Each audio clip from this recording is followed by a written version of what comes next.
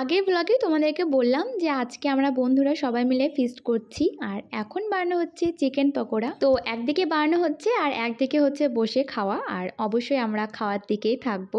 আর ফিস্টে কিন্তু long video আমি upload করে দিয়েছি, তো যাও দেখে এসো।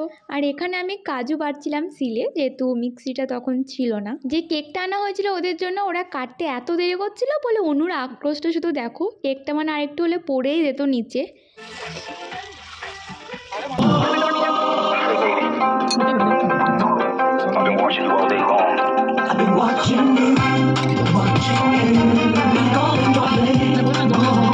তো যাই হোক, বার্থডে সেলিব্রেশন রান্না বান্না সমস্ত কমপ্লিট হয়ে যাবার পর এখন আমরা বসে পড়েছি খেতে।